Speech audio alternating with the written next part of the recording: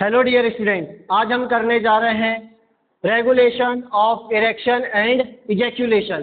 तो देखिए, आज की क्लास में हम जानेंगे कि कैसे इरेक्शन होता है पेनिस का और कैसे पेनिस से इजैक्यूलेशन होता है। अगर मैं आपको यहाँ पर मैं बताऊं कि पूरा का पूरा जो इरेक्शन और इजैक्यूलेशन का प्रोसेस होता है, ये process central nervous system control करता है। सेंट्रल नर्वस सिस्टम क्या होता है? सेंट्रल नर्वस सिस्टम ब्रेन और स्पाइनल कॉर्ड कंट्रोल करता है। ब्रेन और स्पाइनल कॉर्ड को सेंट्रल नर्वस सिस्टम कहते हैं। सेंट्रल नर्वस सिस्टम आपका उसी के अंदर ऑटोनॉमिक नर्वस सिस्टम एक पार्ट हो जाता है जो ऑटोमेटिकली चीजों को कंट्रोल करता है। तो बेटा यहाँ पे ध्यान से देखिए, सेंट्रल नर्वस सिस्टम के अंदर ऑटोनॉमिक नर्वस सिस्टम आ जाएगा। ये ऑटोनॉमिक नर्वस सिस्टम जो होता है ये पैरासिम्पैथेटिकली और सिंपैथेटिकली चीजों को कंट्रोल करता है। दैट मीन्स हमारे इच्छा अनुसार और हमारे इच्छा अनुसार नहीं भी। पैरासिम्पैथेटिक मतलब जो हम नहीं चाहते बट फिर भी वो ऑटोमेटिकली कंट्रोल होता है, ठीक है। और सिंपैथेटिक का मतलब ये होता है जो हमारे इच्छा अनुसार होता है। जैसे कि समझते हैं पेनिस का जो इरेक्शन होता है, पेनिस का इरेक्शन वो किस कारण से होता है? तो देखिए, तो वो हमारे इच्छा अनुसार नहीं होता है। मतलब इच्छानुसार होता है तो वो सिंपैथेटिक होगा, इच्छानुसार नहीं होता है तो उसको पैरासिम्पैथेटिक कहेंगे। तो पैरासिम्पैथेटिकली क्या होता है? देखिए, सिंपल सी बात है बेटा, ब्लड वेसल्स होती है यहाँ पर। जो पेनिस होता है, पेनिस के अंदर क्या होती है? बहुत सारी ब्लड वेसल्स होती है। क्या होती है? बहुत सारी ब्लड वेसल्स। तो बेटा ये जो ब्लड वेसल्स है, ये ब्लड वेसल्स क्या होने लगती है? डायलेट होने लगती है। क्या होने लगती है? डायलेट। डायलेट का मतलब क्या होता है? ये फूलने लग जाती है, ठीक है ना। जब ब्लड वेसल्स फूलेगी, अब पहली बात तो ब्लड वेसल्स क्यों फूल रही है? तो ब्लड वेसल्स इसीलिए फूल रही है क्योंकि ब्लड का फ्लो इंक्रीज हो चुका है। किसका फ्लो इंक्रीज हो चुका है?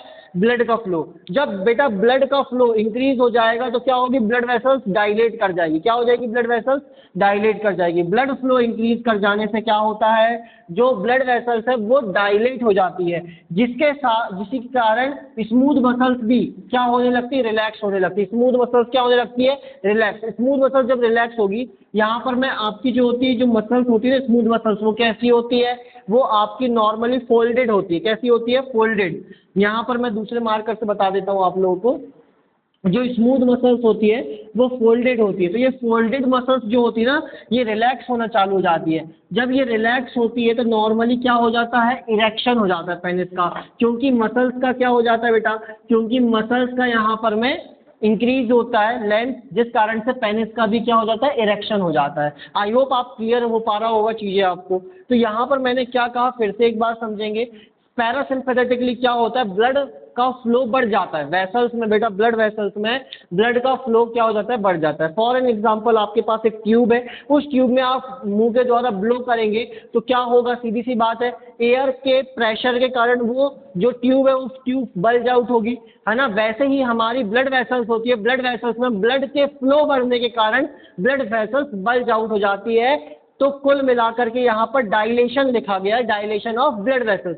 जब ब्लड वेसल्स में डायलेशन होगा तो उस कारण से जो फोल्डेड मसल्स है, फोल्डेड मसल्स है, ये जो फोल्डेड मसल्स है, ये फोल्डेड मसल्स का इरेक्शन होता है। फोल्डेड मसल्स का इरेक्शन होता है, इसी कारण से पेनिस का भी इरेक्शन हो जाता है। क्लियर हो गई बात? और यहाँ पर मैं एंड रिजल्ट जो होता है पेनिस का इरेक्शन आपको देखने को मिलेगा। क्लियर हो गई?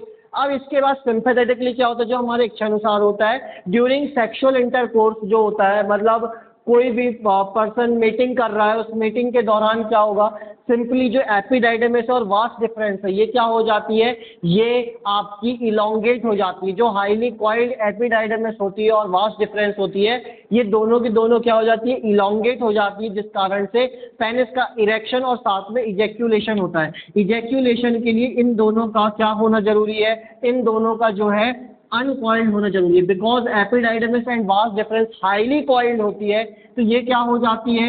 एपिडाइडमिस और वास्ट डिफरेंस ये दोनों की दोनों रिलैक्स होने लगती है। क्या होने लगती है? रिलैक्स। रिलैक्स होने का मतलब जो रहता है, रिलैक्स हो जाती है, डायलेट नहीं होती, रिलैक्स हो जाती है, जिस कारण से क्या होता है? सीमेन इजैक्यूलेट कर जाता है। क्या कर जाता है? सीमेन इजैक्यूलेट। अब सीमेन क्या होता है तो इसके ऊपर मेरा नेक्स्ट लेक्चर आने वाला है।